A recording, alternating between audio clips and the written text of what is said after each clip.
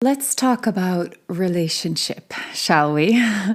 It's a pretty vast topic, and it actually really doesn't matter if you're single, dating, in a relationship, in a long-term relationship, because we are constantly working through our stuff and learning about ourselves in relationship to relationship. And like I said, it doesn't matter if you're on your own or if you're in a relationship. I mean, actually, I quite often say to clients that are single, do the work now as much as you can, because when you're in a relationship, that's when it really comes up, right? So relationship has the incredible ability to trigger the crap out of us, but it also has an amazing capacity to heal us, because let's say that what we experience as any kind of wounding or hurt or longing or whatever, our relationship to relationship and often to ourselves has been, I don't want to say defined, but influenced by our relationship with our parents and to those people that played a significant role in our lives as we were growing up. So relationship is rich with content, let's say. So let's dive in.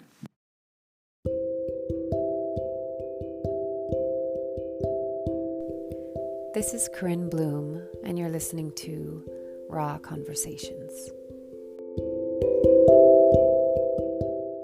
This is such a major topic that I'm wondering where to even begin, because I don't script anything. We just, dive in. Me and you together. I've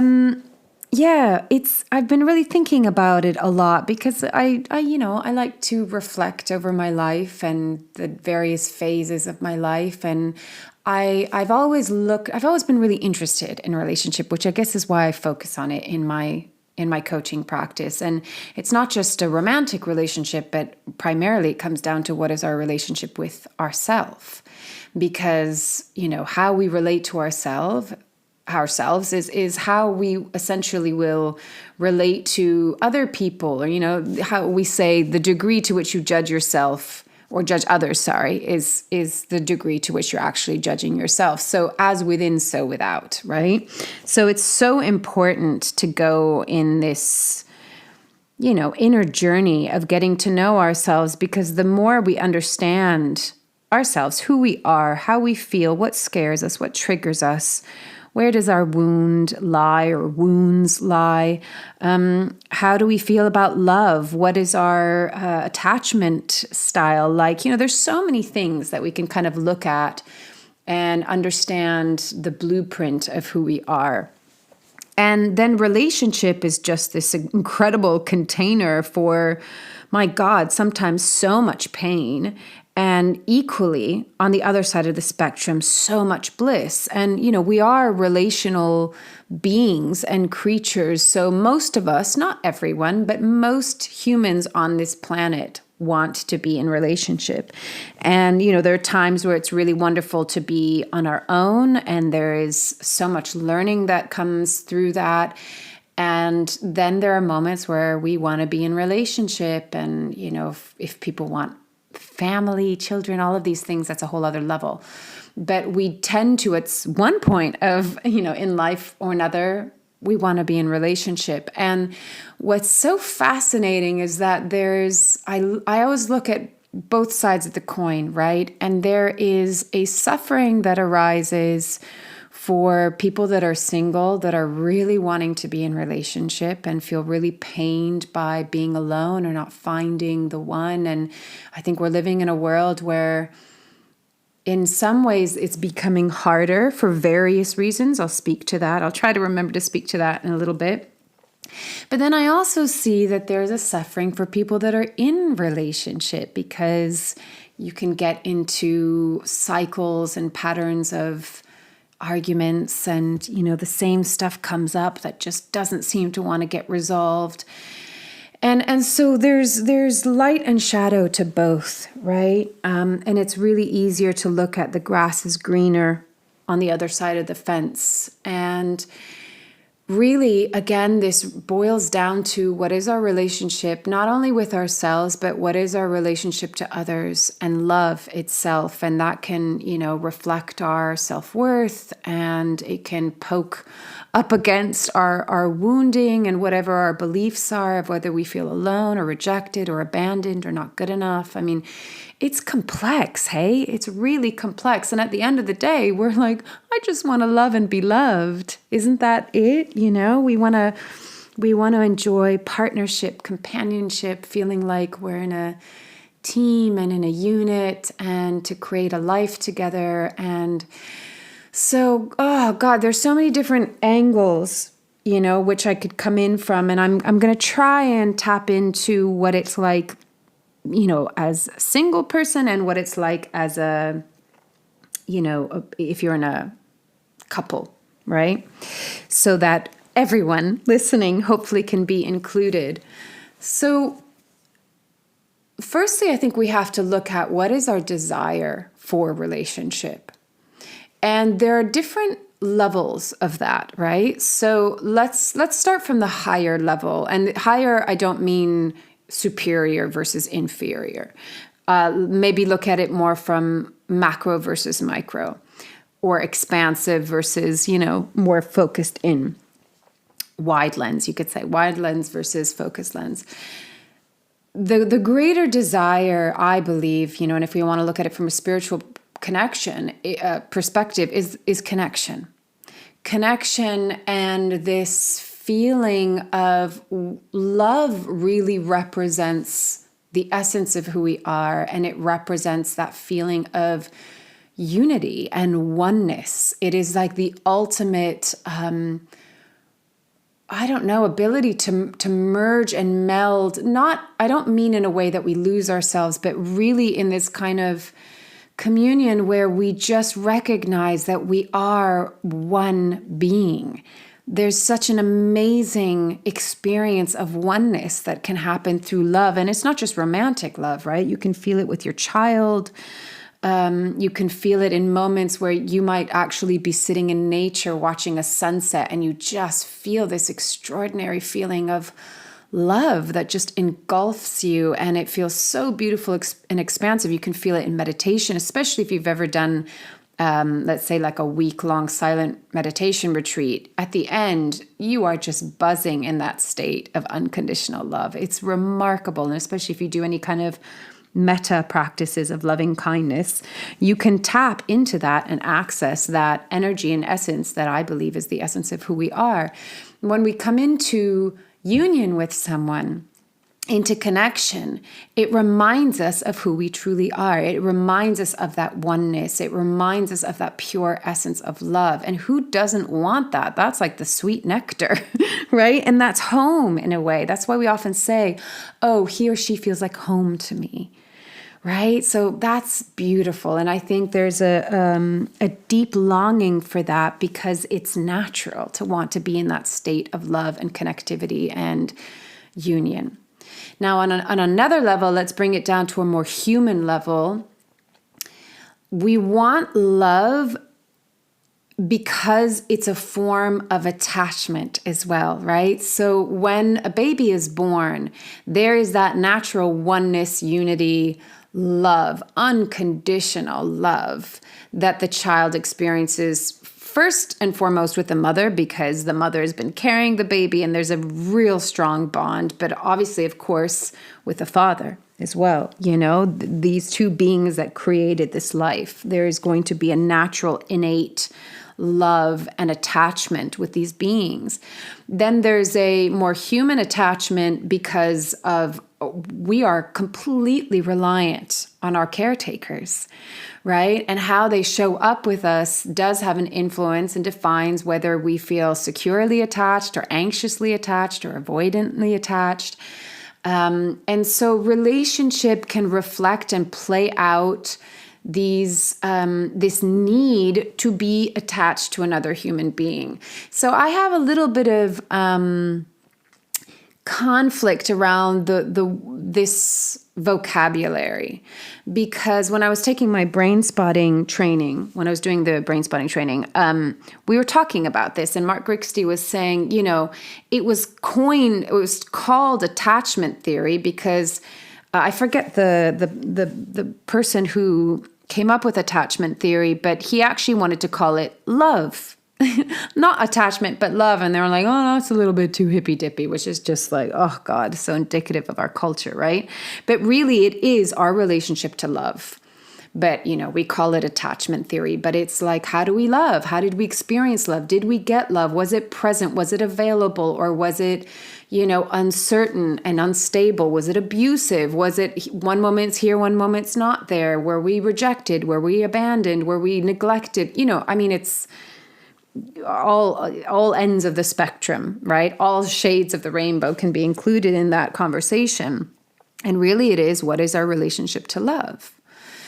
So sometimes we want to be in relationship because we don't want to be by ourselves. We're too scared to be by ourselves. Sometimes we want to be in relationship because we feel more worthy if we're giving and loving someone. If you go into the Enneagram, that's an interesting perspective of, how we approach relationship as well, because every personality type has a slightly different angle. So my point is, I can't cover this all in one podcast, but my point is that there are many different reasons for why we want to go into relationship. And I think when we are doing this, if you are on a path where you're wanting to do the inner work, and whether you're spiritual or not, and that can have a large connotation as well, vast definition of what that actually means to you. But if you're curious about your inner world, if you're curious about the workings of who you are and the language of your emotions and your needs and, this whole journey that you've been on, getting to know yourself in relationship to relationship is really important because, like I said in the beginning, it's the source of your trauma, and it's also the thing that will offer you great healing. And the healing, I think, happens both on our own with ourselves and in relationship. And as I said, the more that you can really understand what are the things that you long for in relationship, but really what are the things that scare you? Because we can want something and be terrified of it simultaneously. And I have to say that it's not just about getting a relationship, right? There's a lot of single people that feel deeply frustrated that they're not in relationship, and kind of this, I get the pain and the loneliness that can come with that. And it can bring up so much stuff. But then there's this idealization of, and when I'm in the relationship, I'll be happy. Let me tell you, lots of stuff comes up when we're in relationship.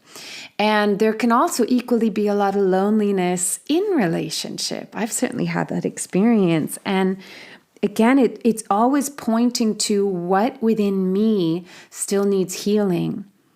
What in me still needs my loving attention. So relationship isn't the end all. Actually, a lot can arise within relationship, because then we're really in the context of where we originally got wounded, right? Where we originally experienced the trauma, whether it's with a big T or small t, as Gabor Mate would say. So coming back to what is my relationship to relationship, what scares me is going to be a very, very important inquiry to go down. Like, that path is a really important one, because let me tell you, when you're in the relationship, that's when your fears are really going to come up. It's not just when you're single, but you're going to get triggered in relationship. That's when it comes up, because also you have the vulnerability, you have the attachment that comes in, you have the closeness that comes in, and that can mirror and reflect your memories of how close or not close you were with your parents or your caretakers when you were a child. So like I said, it's rich with content, relationship. There is so much that can be talked about and seen. So I was thinking this morning, again, it really depends on where you are in your journey. But what I was thinking is, what blocks us? Like, if we all want to be loved, but what is it that keeps us from allowing ourselves to be fully loved? by someone else. Because I've seen it and I've experienced it myself. I've been there myself, where we can go, well, of course we want to be loved. Like, duh, that's a no-brainer, right? And we can want that, if we're single, we can want that, we can yearn for that. And if we're in a couple, we can actually want more of it from our partner. Like, I want to be loved more by them. I want to have more affection, or I want to have more transparency, or if I want more of something, right? Like, we're trying to have that kind of merging feeling, or like, you just get me and you know me. And I don't even have to say anything, and you know, right? That's the fantasy, right? Like, you'll just know me so well that I don't even have to say anything, and it's like you can guess what I'm thinking and feeling, and fulfill that need for me. And that's where a lot of conflict can arise in relationship, because we can't always know, and we can't always provide, or fulfill that need. So it's coming into relationship whole, knowing that the other is not going to fill the void. And of course, when we're in relationship, we can receive support and the enhancement, right? The enhancement of love. And for some, there's a sense of, I know when I'm in relationship, a healthy relationship, let's put it that way, that it really, I flourish. I really flourish.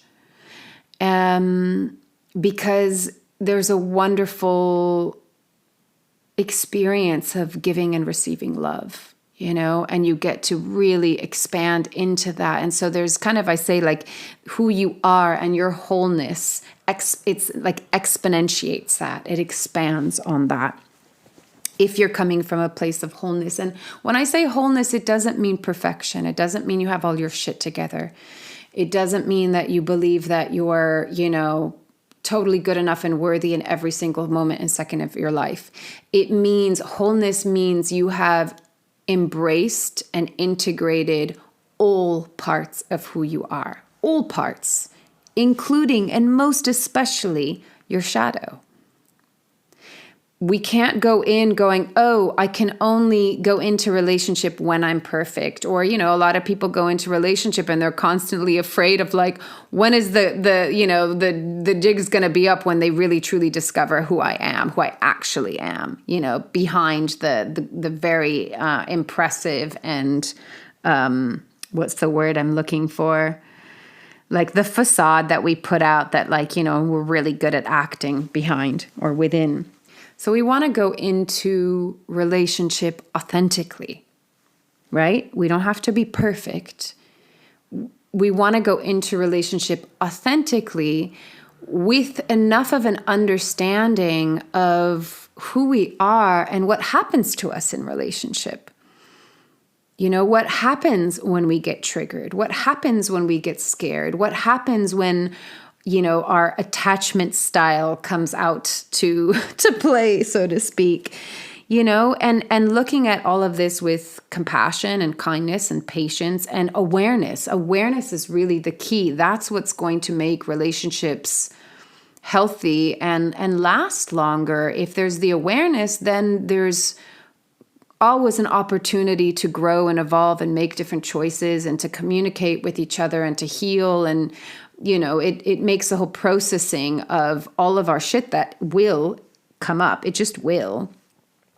There's more opportunity and possibility to do something with that and to heal and evolve, so that we're not just repeating the same cycles. And again, that pertains to if you're single, dating, or in a short or long-term relationship. Because even when we're single, the way that we perceive relationship or dating or our beliefs that we have when we're on our own, that gets carried into relationship. But when we're on our own, there's no distraction, right? You're facing it. But when we're in couple, when we're in a relationship, you also can't run away from it, because your partner is probably going to reflect that back to you, or at the very least trigger it within you, whether it's conscious or not. So what blocks us? What blocks us tends to be what we're afraid of, and what we're afraid of reflects where we're hurt. So I was thinking, I'm going back to what I said earlier. I was thinking about it this morning, I was just thinking about my relationship to men if I look over my life and my childhood. And I was recognizing that I sometimes have this pattern in relationship where I had to ask myself, do I allow myself to fully be loved by my man? Like, do I allow myself to fully accept that? And what was coming up for me is there's like this little part that's like, but there are times where it's like I hold on to a little bit of anger. And it's like really humbling, right? Like doing this work and being human, being in relationship is fucking humbling because you have to really like put your ego a bit to the side and all of your protective and coping mechanisms and really just be bloody honest with yourself. And that's a beautiful thing because that deepens your relationship to yourself. And it also gives you the opportunity to deepen your relationship with your partner if you're able to feel safe enough to be deeply vulnerable with each other. And it can be, that's where the healing comes in, right? The healing isn't being strong and tough. The healing comes in when we can be vulnerable enough to show our wounds and to be with our wounds and to work through them, essentially. So I was looking at what is this little bit of anger that I'm holding on to, and is it the anger that I still have towards my father, whom, we left when I was 3.5, but whom wasn't really present. Even when, he was in my life, he wasn't really present. He was narcissistic. He was all over the place. He was a mess. He was a thief, and he was, I have memories of, I think I've shared this before, memories of being in the car with like police cars chasing behind and, often being like 2.5, 3 years old going, isn't he meant to be the adult here? So there could be this underlying anger that men are disappointing. Or that they'll somehow inevitably at some point or another fuck me over or abandon me or reject me or just not show up and be totally disappointing. And this is something that it's not just like I'm in my early 40s and this is all of a sudden being revealed. No, I've been looking at this for like the last 2 decades, I would say, of my life. And the thing about being a human, I have to share what a friend of mine said. She's like, I just want to be a pepper, one layer, one skin. I don't want to do any more of this onion shit where it's just layer after layer after layer. But we are an onion. There are so many layers that we sift through. And I always think about what a friend said to me. It's like, wow, why is it that it's so easy for the human to be wounded? Like it can happen so quick, and yet it can take so long to unravel and to heal. And the thing is, I actually think that we have the capacity to heal very quickly. The problem is that we don't do it right away. So what we do, like when an animal goes through trauma, once they're safe, they shake it off, right? They don't want to hold it in their body. They shake it off. Humans don't do that. We hold. We freeze. And so we store things in our cellular body, emotional body, in our brain, which is why brain spotting, which is this new modality that I'm offering in my practice, is really interesting because it goes into the deep brain. It goes into where the trauma occurred, and it allows what didn't get processed then to process now, to finally be processed and healed and released.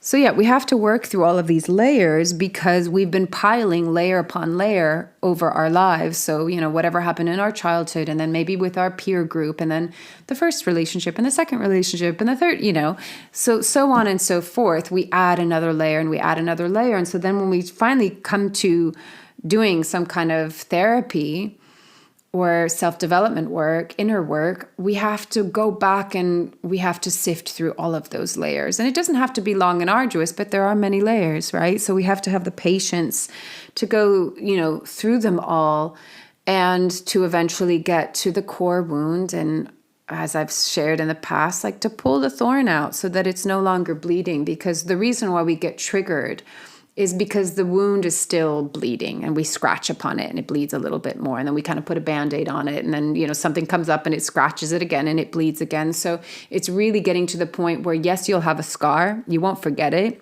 but to stop it from bleeding.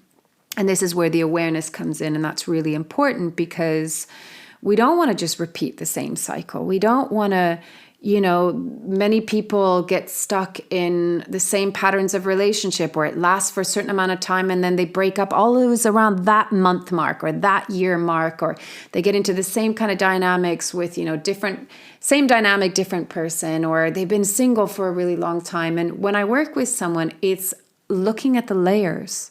What are the layers, and moving through each layer to really get to the core and understand where are you hurting? Because wherever you're hurting, that's where you're going to be scared. And when when we're scared as humans, what do? We protect ourselves and we create blocks. So if there's still a part of me that has even in the smallest little finest layers of the onion, where I'm like, yeah, men I get angry. I get angry because, they're disappointing, or in some way they won't show up in the way that I would like or that I needed. And is that a story from my father, or is that story, my story from the various father figures I had in my life? Or, I was very fortunate to have really healthy relationships in my 20s. So I had a very good example of what really good, solid, honest men with integrity, what that's like. I feel really fortunate about that. There's some women that have not had that experience. And this also goes, sorry, I'm speaking from a woman's perspective because I'm a woman, but for men that are listening, I'm sure you've had your version of that with women. So it's not just one-sided, right? We all have our relationship to our father or to our mother. And even, looking at the relationship to both, no matter what sex you are, is really important, right? Because there's going to be different wounds that we have with our mother than we have with our father. And it's really looking at both. Kind of psychology 101 goes like, well, if you're female and heterosexual, then look to your relationship with your father. And, if you're male heterosexual, look to the relationship with your mother. But it's actually both. Both are really important. Both are going to bring up different aspects of wounding and healing, as I said. So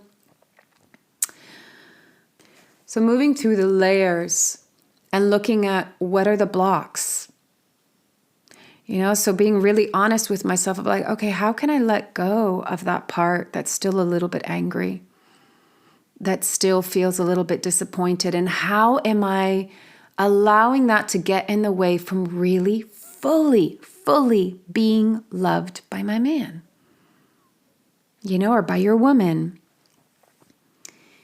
These are questions that we have to sit down with ourselves in silence, in stillness, or as you journal, or as you meditate, or as you paint or move, dance, and really be honest with ourselves. In what ways am I blocking, even ever so slightly? In what ways am I still putting up an invisible defense wall? In what ways am I still scared? In what ways am I still hurting? And don't feel like you have to come up with a solution or an answer right away, because really, in its simplest form, the answer is love. It just means that part of you needs love, to be in your presence with love, and to eventually be in the presence of your partner with love, right? That it's really simple. As I've said so many times, the simplest things are the most profound. It doesn't need to be complicated. But asking yourself whether you're single or whether you're in a relationship but not feeling deeply fulfilled by it, this isn't about you're not berating yourself here. There's no judgment in this, but asking yourself honestly, in what ways am I blocking love from entering? How am I not receiving fully the love that is there for me? And if you're in a partnership, you can ask each other, what are you scared of? What makes you feel deeply vulnerable? How do you protect yourself? What do you need when you feel scared? What do you need when you feel triggered?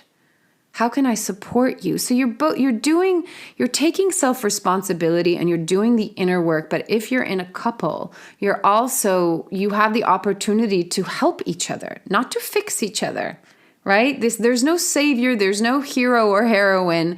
You're here to support each other. but you're still your own. Like, I always love the image of two trees. Your roots are interconnected. You're absolutely connected in a partnership, but you have your own tree trunk. You are your own sovereign being, and you have to take care of your core. But there's absolutely support, whether that's from your partner or, your support, your external support system of friends and family and community, or people like me, should you need that. So start the conversation, basically. You start the conversation with yourself, and you start the conversation with your partner. I can't tell you how many couples I have worked with where couples, you believe that you're being honest with each other, and you're not. You're not going into all of the deeper aspects of yourselves, of what you think about when you lie in bed at night. A lot of couples don't share that stuff. They don't share the deeply vulnerable, sensitive, tender parts. Even if you've been together for 20 years, you'd be so amazed and surprised what can come up in a session where you're like, wow, never knew that about you, right? And yet the irony is, we think that we're so good at hiding, and yet we are so transparent, because even if it's not talked about, things can be felt. We do have intuitive senses. We do have sixth senses. We're just not so connected to them anymore. We're not so aware of them anymore. We need to learn to remember to flex those muscles again. So there's no answer in this podcast, but the invitation is to begin to have the conversation with yourself of, what is your relationship to relationship? What do you long to experience? What scares you? What blocks you?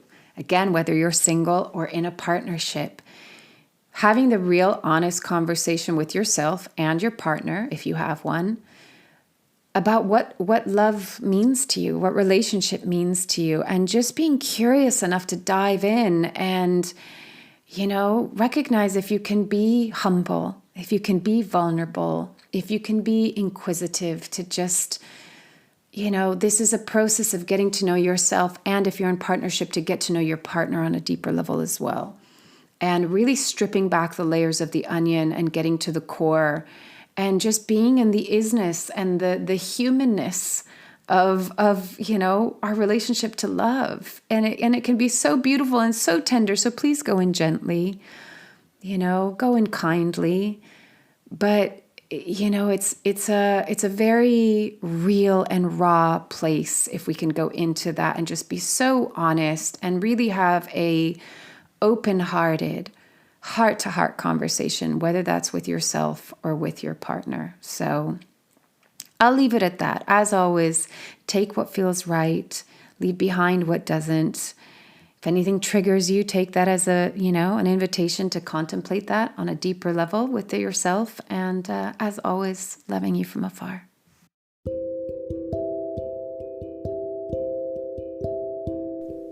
You've been listening to Raw Conversations with Corinne Bloom.